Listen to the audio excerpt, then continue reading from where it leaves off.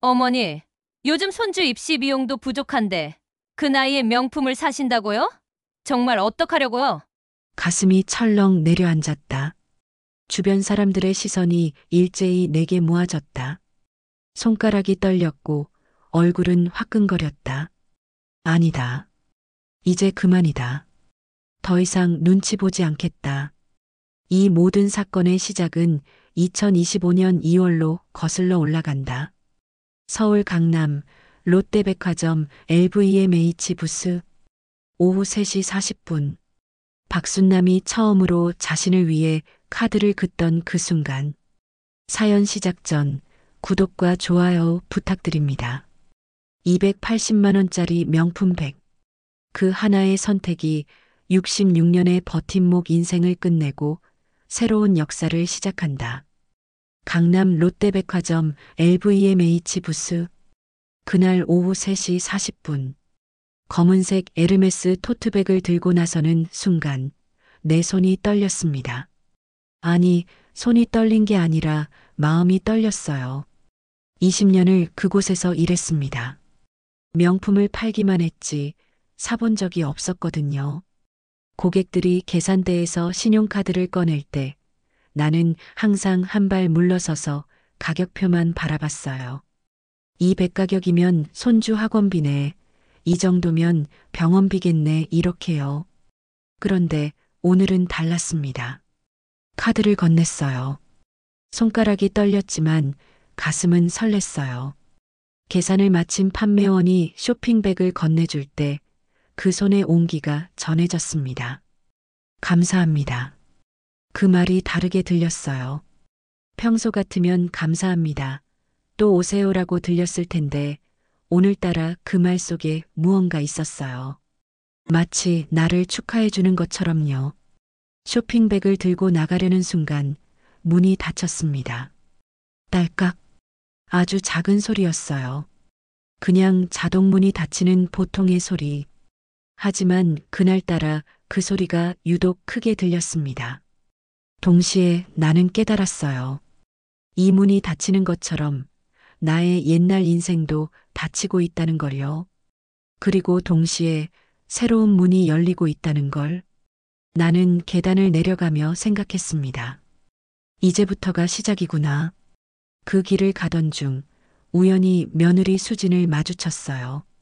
그녀의 눈이 내 손에 쇼핑백을 내려다봤습니다. 아주 짧은 순간이었어요. 1초, 아니 0.5초. 하지만 그 눈빛에서 나는 읽었어요. 경멸, 의아함, 그리고 뭔가 더 복잡한 것들. 수진의 입끝이 살짝 올라갔습니다.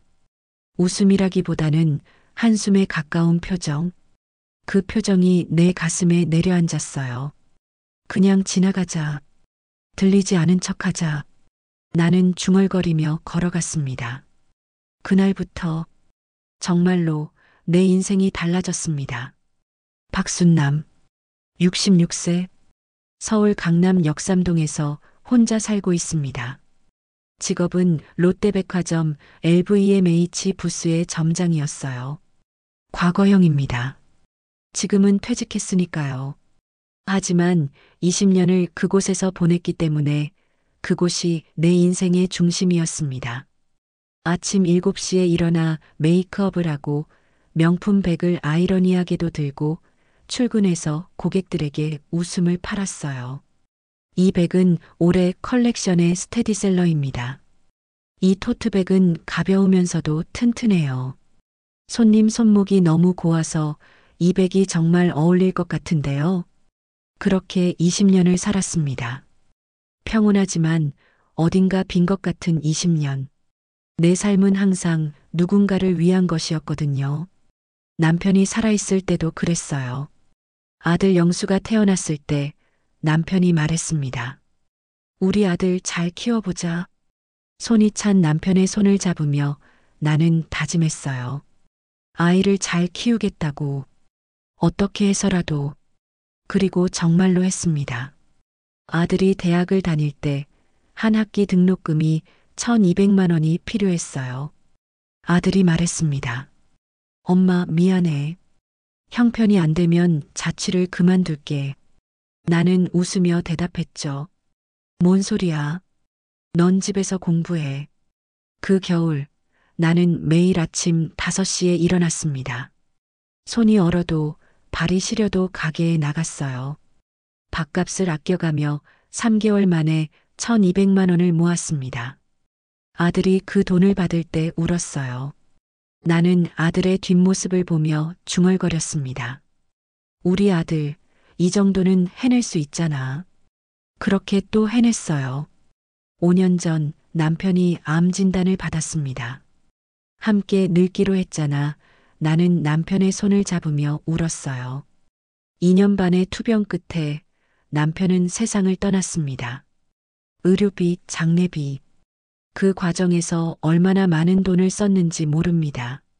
하지만 후회는 없었어요. 남편을 위해서라면. 남편이 돌아가신 후 나는 혼자가 되었습니다. 보험금과 저축, 그리고 가게를 팔아서 번 돈. 총 3억 5천만 원. 큰 돈이었어요. 하지만 혼자 살기엔 충분했습니다. 그 돈으로 강남에 작은 아파트를 샀고 가끔 아들 가족을 만나고 친구들과 카페에 가곤 했습니다. 평온했어요. 하지만 어딘가 자꾸 외로웠습니다. 외로움은 손녀 민지에게서 시작되었어요. 민지는 고등학교 3학년. 입시 준비로 바쁜 아이였습니다. 나는 기대했어요. 손녀가 자주 오면 나는 내 역할이 있겠지. 할머니가 필요한 사람이겠지. 손녀들이 어렸을 때는 그랬거든요. 할머니, 할머니. 그런데 이제는 달랐습니다. 민지가 한 달에 한 번, 아니, 2달에 한 번 오곤 했어요. 그마저도 외모만 주고 나가곤 했습니다. 민지야, 할머니 밥 먹어야지.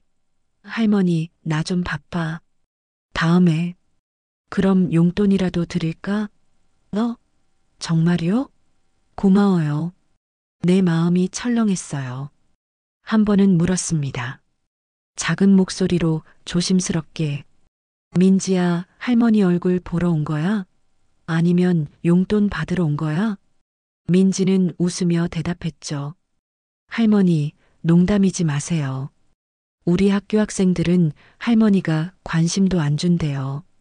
할머니는 다행히 관심 많아서 고마워요. 그 말이 어떻게 들렸는지 알아요? 그나마 우리한테 신경을 써줄 할머니라는 뜻이었어요. 내 가슴이 철렁 내려앉았습니다. 내가 내 인생을 포기해야 손녀가 나를 인정할까? 내가 모든 걸 줘야 할머니라고 불러줄까? 외로웠다. 정말로, 정말로 외로웠다. 손주조차 나를 필요로 하지 않는다는 생각에. 그래서 더 필사적으로 줬어요. 돈도 줬고, 시간도 줬고, 감정도 줬습니다. 하지만 그게 사랑일까요? 아니에요. 그건 절망이었어요. 누군가 나를 필요로 하기를 바라면서 내 전부를 내던지는 절망 말이에요. 그렇게 또 해냈어요.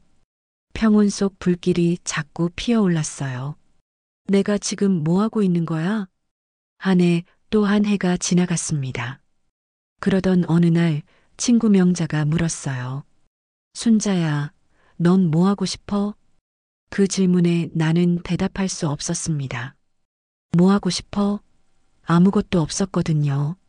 아들을 위해서, 손주를 위해서, 남편을 위해서, 항상 누군가를 위해서만 살았어요. 내 욕심, 내 꿈, 내 여행? 그런 건 없었습니다. 그런데 어느 날 백화점 로비를 지나가다가 우연히 명품 백을 봤어요. 검은색 에르메스 토트백. 평생 팔아왔던 그 백을 한번 들어봤어요. 손에서 전해오는 무게와 감촉. 그 순간 생각했어요. 내가 이 정도는 해볼 수 있잖아. 가슴이 철렁 내려앉았다가 다시 떨렸어요. 그게 설렘이었어요. 처음으로 느껴보는 설렘. 내 것을 원하는 설렘. 그날 나는 결심했습니다. 280만 원. 내가 번 돈이다. 한번 써봐야겠다. 카드를 긋는 순간 내 운명이 바뀌었습니다. 하지만 나는 그걸 몰랐어요. 집에 돌아가는 길이었습니다. 택시에서 내려 아파트 로비로 들어가는데 우연히 며느리 수진을 만났어요. 수진의 눈이 내 손의 쇼핑백에 떨어졌습니다. 어머니, 그 백, 명품이세요? 놀라움과 함께 냉랭한 톤. 나는 웃으며 대답했어요. 응, 좀 사봤어. 수진의 입끝이 살짝 올라갔습니다. 웃음이라기보다는 한숨에 가까운 표정. 어머니 여유가 있으신가 봐요. 뭐, 아무것도 아니에요. 좋으신 거면 좋아요. 그렇게 지나갔어요. 하지만 내 마음에는 금이 가 있었습니다. 혹시 내가 잘못했나? 며칠 뒤 수진에게서 전화가 왔습니다. 어머니, 요즘 괜찮으세요? 응. 왜? 아, 아무것도 아니고요. 나중에 병원비 부족하면 언제든 말씀해 주세요. 저희가 해드릴 수 있는 게 있으면. 내가 병원비까지 못 내? 아니에요. 그냥 계획 차원에서요. 전화를 끊고 나서 나는 생각했어요.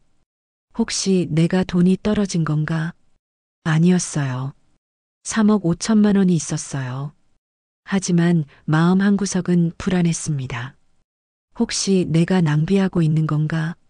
그 이후로 전화가 자주 왔습니다. 어머니, 오늘도 카페 가셨어요? 택시 타지 마시고 버스 타세요. 마트에서 비싼 과일 사지 마세요. 그리고 방문도 잦아졌어요. 어머니 냉장고가 뭐 있어요? 제가 정리해 드릴게요. 어머니 방에 에어컨 필터 언제 갈아요? 모두 챙기는 척하는 말이었어요. 하지만 나는 알고 있었어요. 그건 챙김이 아니라 감시였어요. 한 번은 마트에 가서 샤인 머스켓을 집으려다가 손을 멈췄어요. 좋아하던 포도인데 가격이 8천 원이었거든요. 수진의 목소리가 귀에 맴돌았습니다. 마트에서 비싼 과일 사지 마세요. 나는 그냥 지나갔어요. 손가락이 떨렸습니다. 그 떨림은 분노였어요. 내 돈인데 왜 남의 눈치를 봐야 할까? 그날 오후 친구 명자가 집에 찾아왔어요. 순자, 뭐해? 왜 이렇게 지쳤어? 나는 물었어요.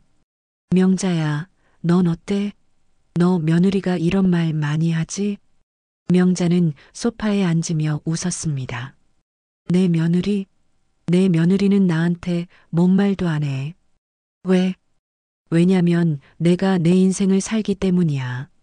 명자가 커피를 한 모금 마신 후 계속했어요.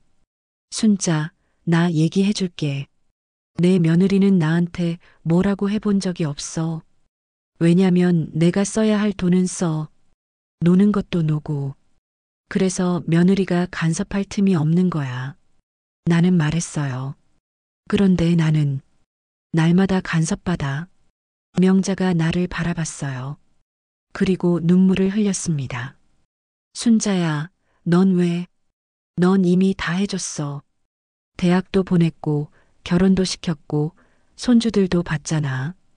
그러면 이제 자신이 나쁜 건가? 명자의 목소리가 작아졌어요. 다 써서 죽을 거거든. 나는. 그리고 명자가 내 손을 잡았습니다. 너는 충분히 했어. 정말로 충분히 했어. 이제는 자기 자신에게 줄 차례야. 내 손이 떨렸습니다. 눈물이 흘렀습니다. 평생 듣지 못한 말이었거든요. 너는 충분히 했어. 누군가 나에게 나의 선택을 허락해주는 느낌. 누군가 나에게 살아도 된다고 말해주는 느낌. 그게 얼마나 감사한지. 명자가 계속했어요. 그리고 순자 한 가지 더. 내가 행복하니까 내 며느리도 나를 괴롭히지 않는 거야. 내가 죽어 있으면 며느리도 나한테 관심 가져봐야 소용없으니까. 그런데 넌 계속 며느리 눈치 보고 있어. 그래서 며느리도 계속 넌 조종하려고 해. 알겠어?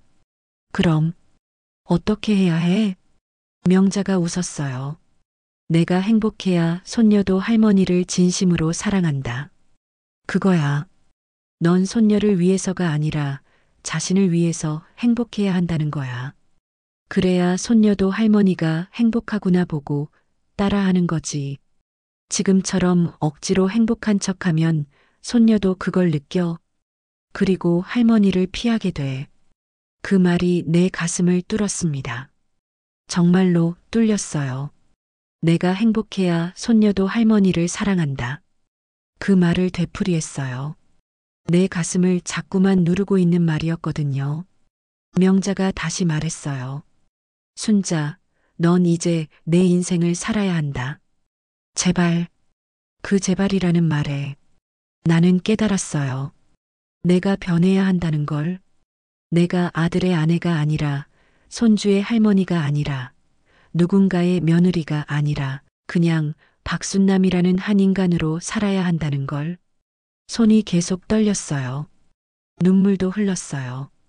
하지만 그건 슬픔이 아니었어요. 그건 깨어남이었어요.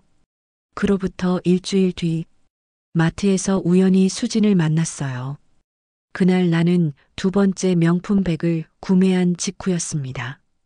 백화점에서 나와 마트에 들렀는데 우연히 마주친 거예요. 수진이 내 손에 쇼핑백 LVMH 로고가 선명한을 봤습니다. 그리고 눈이 커졌어요. 어머니, 그 백 또 사셨어요? 주변 사람들이 고개를 돌렸습니다. 응, 왜? 수진의 목소리가 높아졌습니다. 어머니, 정말이세요? 그 나이에 명품이라니. 요즘 손주 입시 비용도 부족한데 이런 걸 사시면 어떡해요? 저희 아들 태권도 학원비도 부족한데. 주변 사람들의 시선이 나를 향했습니다. 내 얼굴이 화끈거렸어요. 하지만 그보다 더 심한 건 내 가슴이 철렁 내려앉은 거였어요. 나 정말 잘못한 건가? 그날 밤 아들 민준에게서 전화가 왔습니다. 어머니, 엄마 괜찮으세요? 응. 왜? 뭐 있어? 아무것도 아니고요. 근데 엄마가 가방을 또 사셨다고 했는데. 응? 뭐 문제인가? 민준의 목소리가 작아졌어요. 어머니, 그 정도면 우리 아들 태권도 학원비 6개월 분이에요. 저희 입장에서는 정말 큰 돈이에요. 나는 극도로 분노했습니다. 너도? 어머니? 너도 엄마 돈만 생각하는 거야? 어머니, 그게 무슨 말씀이세요? 내가 66년을 살면서 모은 돈이야. 그 돈으로 280만 원짜리 백 사는 게 뭐가 문제야? 너네는 명품 가방도 많이 가지고 있잖아.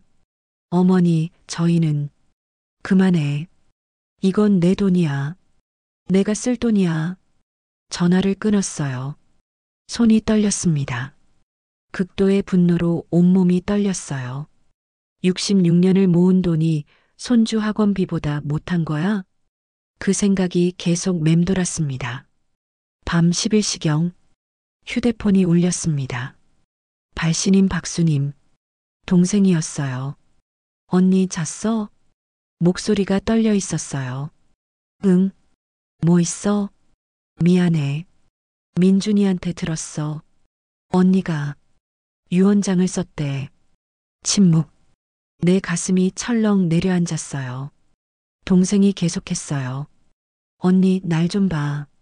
나도 아이가 둘인데 내 돈은 내 돈이야. 그걸 못 쓰고 죽을까봐 평생 눈치 보면서 산다고? 그건 말이 안 돼. 나는 침묵했어요. 동생의 목소리가 작아졌습니다. 언니, 우리 엄마 시어머니 기억나? 시어머니, 내 남편의 어머니. 응, 엄마도 평생 우리 아버지 눈치 봤잖아. 돈 한 푼 써본 적 없이 다 아버지가 결정했고 우리 아버지 돌아가시고 나서 엄마도 한 2년 뒤에 갔어. 내가 생각하기엔 엄마가 자기 돈을 못 써서 그런 거야. 마음이 없었거든. 나는 아무 말도 못했어요. 동생이 계속했어요. 언니, 내 이모 엄마의 언니 기억나? 응, 이모도 마찬가지였어. 할머니 우리 엄마의 엄마도 그랬고 다 같은 패턴이야. 평생 남편한테 눈치 보고 아들한테 눈치 보고 결국 아무 인생도 못 살고 가는 거야. 이모는 79살에 갔어. 할머니도 81살에 갔어. 내 목이 메어왔습니다. 언니, 넌 이제 다르게 할 수 있어. 진짜, 제발. 동생의 목소리가 흔들렸어요. 명색이 인생을 살아야지. 그게 뭘까? 명색이라도 내가 원하는 걸 하는 인생이라는 거야. 그 순간, 내 안에서 뭔가가 깨졌습니다. 아니, 깨진 게 아니라 터진 거였어요.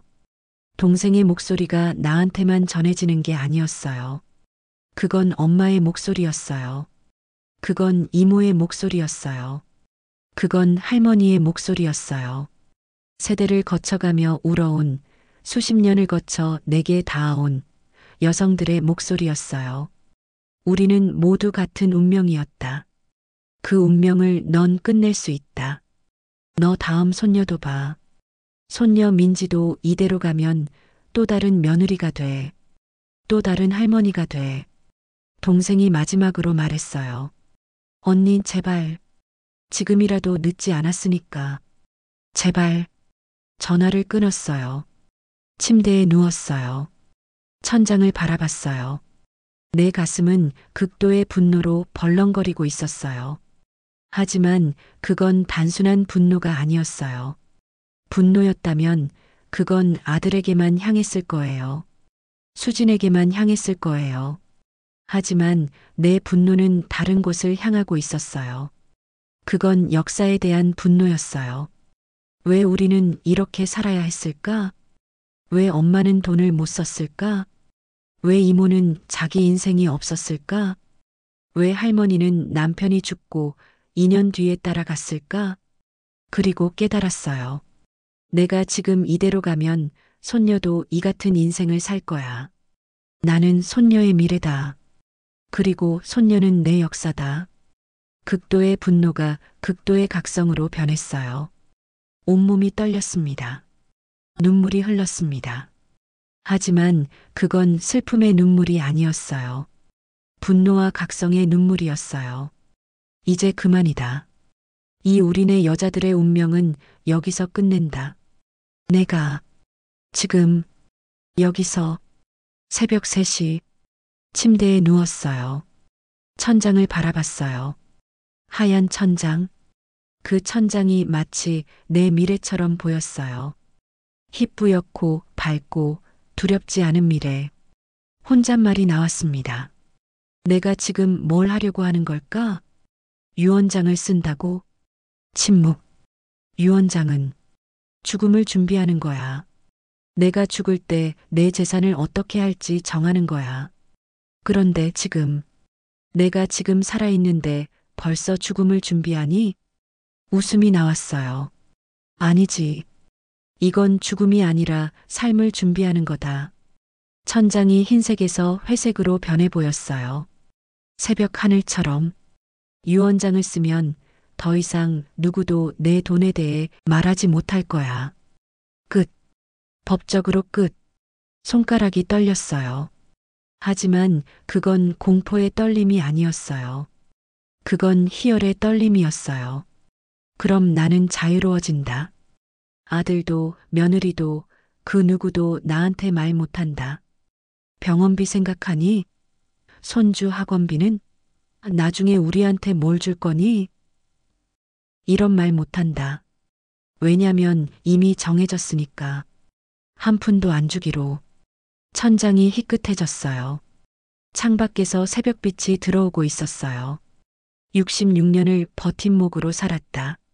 남편을 위해서, 아들을 위해서, 손주를 위해서, 그 모든 것을 위해서 이제 남은 인생은 내 것이다. 몇 년인지는 모르겠지만 10년, 20년, 30년 그 시간은 내 시간이다. 혼잣말이 빨라졌어요. 원하면 매일 카페에 가고, 원하면 매주 명품 백을 사고, 원하면 미술학원에 등록하고, 원하면 유럽 여행을 가고, 원하면 혼자 밥을 먹고, 원하면 혼자 거리를 걷는다. 가슴이 철렁 내려앉았다가 다시 올라왔어요. 아무도 내한테 뭐라 할 수 없다. 법적으로, 도덕적으로, 감정적으로. 다 끝이야. 침묵. 아, 이 기분이 뭘까? 천장이 밝아졌어요. 완전히 밝아졌어요. 죽음 앞에 공포가 아니라 삶 앞에 설렘이다. 아침 9시 노트북을 켰어요. 강남 변호사 사무실 검색했어요. 전화번호를 눌렀어요. 손가락이 떨렸어요. 여보세요? 안녕하세요. 유언장을 작성하고 싶은데요. 내일 아침 첫 시간으로 예약 가능한가요? 물론입니다. 성함은 박순남입니다. 전화를 끊었어요.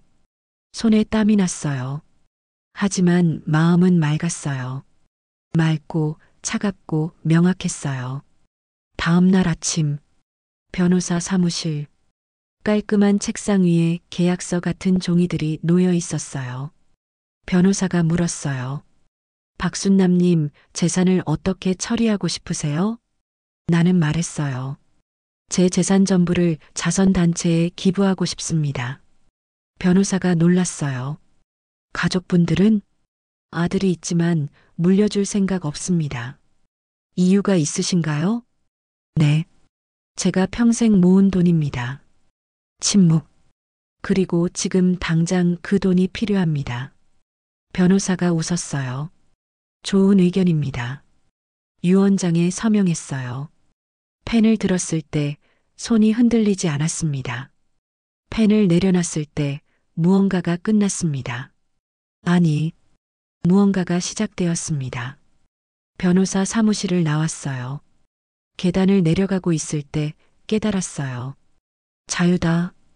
진짜 자유다. 유언장을 작성한 그 다음 날, 나는 롯데백화점 LVMH 부스를 찾았어요. 이번엔 더 당당했습니다. 20년을 그곳에서 일했던 점장이 이제는 고객이 되어 돌아온 거예요. 판매원이 반갑게 인사했어요. 어서 오세요. 나는 웃으며 대답했습니다. 이번엔 더 있는 걸로. 카멜색 토트백 320만 원. 1차 백보다 더 비싼 백. 더 예쁜 백. 더 내가 원하던 백. 카드를 건넸어요.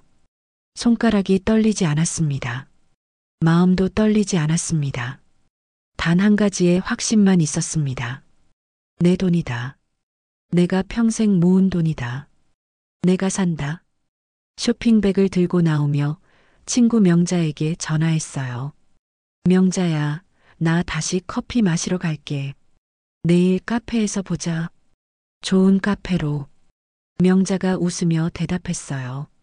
응, 반갑네. 그로부터 일주일 뒤 초인종이 울렸어요. 아들 민준과 며느리 수진이 찾아왔어요. 두 사람 다 가지런한 옷을 입고 있었습니다. 뭔가 준비해 온 것처럼. 나는 그들을 소파에 앉혔어요. 수진이 입을 열었습니다. 어머니, 저희가 잘못했어요. 정말 미안합니다. 용서해 주세요. 민준도 조용히 옆에 있었어요. 나는 물었습니다. 미안한 거야? 아니면 유언장 때문에? 침묵. 어머니, 정말로. 너희가 뭐라고 생각하는지 알아. 유언장 썼다는 걸 듣고 깜짝 놀랐지? 이제 돈이 없을 거라고 생각했지? 어머니, 너네한테 한 푼도 안 줄 거야. 내가 다 쓰고 죽을 거야. 알겠어? 아들이 입을 열었어요. 어머니, 그게 무슨 말씀이세요? 나는 수진을 바라봤어요. 수진아, 너한테 물어볼 게 있어. 네. 너 가방 없어? 뭐 가지고 있어? 가방요? 응. 너 명품 가방 가지고 있지 않아? 뭐? 구찌라고 했나? 300만 원짜리. 수진의 얼굴이 창백해졌어요. 어머니, 내가 280만 원짜리 백을 사면 낭비라고 했어. 그런데 넌 300만 원짜리 백을 들고 다니고 있고 이게 뭐가 다른 거야? 저희가 그리고 넌 요즘 뭐 타고 다니고 있어? 제네시스 GV70이지? 뭐 몇천만 원짜리. 너네 아들 태권도비는 부족하다면서? 민준이 입을 열려고 했어요. 너도 마찬가지야. 내 돈만 셀 셈이면서 너 자신은 뭘 하고 다니는데? 명품 시계 찬 거 봤어. 오메가지? 뭐 3천만 원대? 아무도 말하지 않았어요. 나는 일어섰어요. 어머니, 지금 나가. 다시 보고 싶지 않아. 아들이 눈물을 흘렸어요. 하지만 나는 더 이상 아들을 봐주지 않았어요. 그들이 나갔어요. 뒷모습을 바라봤어요. 미련이 없었습니다. 아니, 그게 정확한 표현은 아니에요. 미련은 있었어요. 하지만 그건 그들을 향한 미련이 아니라 예전의 나를 향한 미련이었어요. 계속 눈치 보던 나, 계속 양보하던 나, 계속 참던 나. 그 나는 이제 없었어요. 혼자 남겨졌어요. 하지만 외로움은 없었습니다. 평생 누군가를 위해 살았다. 아버지를 위해, 남편을 위해, 아들을 위해. 그 모든 누군가를 위해서. 이제는 자유다. 침묵. 진짜 자유다. 그 다음 날, 카페에서 명자를 만났어요. 우리는 창가 자리에 앉았습니다. 명자가 물었어요. 어때? 요즘? 나는 웃으며 대답했어요. 좋아. 정말 좋아. 정말? 응. 처음으로 내 인생을 산다는 기분이 들어. 명자가 내 손을 잡았어요. 순자, 이렇게 해. 뭘? 매주 여기서 만나. 가능해? 응. 좋아. 그리고 마음 편하게 살아. 아무도 안 봐. 나는 커피를 마셨어요. 가루 한 스푼이 좋아하던 그 맛이었어요. 66년을 살면서 처음으로 느껴본 맛. 이게 행복인가? 명자가 웃었어요. 응, 그게 행복이야. 통유리 너머로 강남의 거리가 보였어요. 수많은 사람들이 지나가고 있었어요. 그중 몇 명이 내처럼 행복할까? 그중 몇 명이 나처럼 깨어날까? 더 이상 관심이 없었어요. 이제 나는 나만 봤어요. 내 행복만 봤어요. 내 인생만 살았어요. 그리고 그게 가장 큰 사랑이었다는 걸. 시간이 흘렀어요. 2개월, 3개월. 계절이 바뀌었어요. 더 이상 눈치 보지 않습니다. 친구들과 매주 카페에 갑니다. 명품 백을 정기적으로 사모으기 시작했어요. 10개, 15개, 20개. 미술학원에도 등록했습니다. 그림을 그리고 싶었거든요. 평생 미룬 그림. 처음엔 서툴렀지만 점점 실력이 늘었어요. 선생님이 제 그림을 칭찬할 때마다 기분이 좋았습니다. 평생 이런 느낌을 몰랐어요. 내 손으로 뭔가를 만들고 누군가가 그걸 인정해주는 기분. 그게 뭘까요? 그게 성취감이구나. 유럽 여행도 계획하고 있어요. 혼자 가기로 했어요. 파리, 로마, 바르셀로나. 70대가 되기 전에 꼭 가야겠다고 생각했거든요. 그러던 어느 날, 초인종이 울렸어요. 혼자 온 사람이 있었어요. 아들 민준이었습니다. 수지는 없었어요. 나는 그를 들이지 않으려고 했어요. 하지만 그의 눈이 빨갛게 부어 있었어요. 문을 열어줬습니다. 어머니, 정말 미안합니다. 뭘? 제가 어머니를 너무 나쁘게 생각했어요. 어머니가 평생 저를 위해 얼마나 희생하셨는데 저는 그걸 몰라주고 어머니 돈만 셌어요. 나는 대답했어요. 그래. 이제 알겠구나. 어머니, 정말 미안합니다. 내 돈에 기대는 건 버려. 이미 정리했으니까. 네. 알겠습니다. 침묵. 그 침묵이 모든 걸 말해주었어요. 더 이상 아들을 기대하지 않기로 결심했다는 걸. 그로부터 한 달 뒤, 손녀 민지가 찾아왔어요. 할머니, 저 대학 합격했어요. 나는 기뻤어요. 손주가 잘 되는 건 항상 기쁜 일이니까요. 정말? 어디를? 서울 유명 대학 미술가요. 나는 놀랐어요. 미술가? 네. 할머니. 민지가 소파에 앉더니 말했어요. 할머니, 처음엔 정말 고민했어요. 미술을 할지 엔지니어링을 할지. 부모님은 엔지니어링을 권했거든요. 돈 되니까라고요. 근데 할머니 생각했어요. 할머니? 네. 할머니가 66, 아니 67살까지 누구 말을 들으면서 못하던 미술을 배우고 있잖아요. 할머니 미술 그림 봤는데 정말 멋있더라고요. 나는 눈물이 나왔어요. 민지가 계속했어요. 저는 18살이에요. 내가 내 인생 선택 못하면 언제 선택할 거라고 생각했어요. 그래서 미술가 왔어요. 할머니 덕분이에요. 손녀의 손을 잡았습니다. 손이 떨렸어요. 민지가, 나 때문에? 할머니, 고마워요.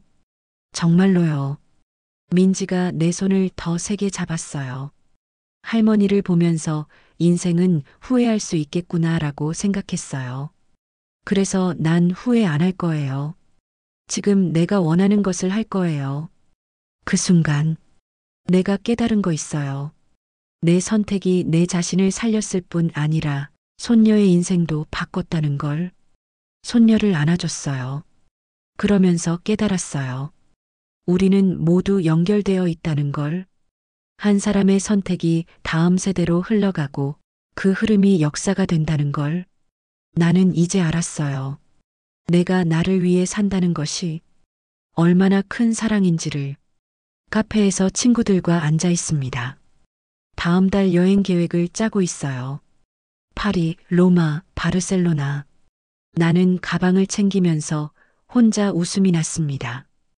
66세의 나이에 이런 설렘을 느낄 줄 몰랐어요. 인생은 언제든 새로 시작할 수 있다는 걸 배웠습니다. 아까워하지 말고 후회하지 말고 그냥 내 인생을 내가 살면 된다는 거요. 가족이 나를 버린 게 아니라 내가 그 굴레를 벗어난 겁니다. 이제야 내가 나로 살아갑니다.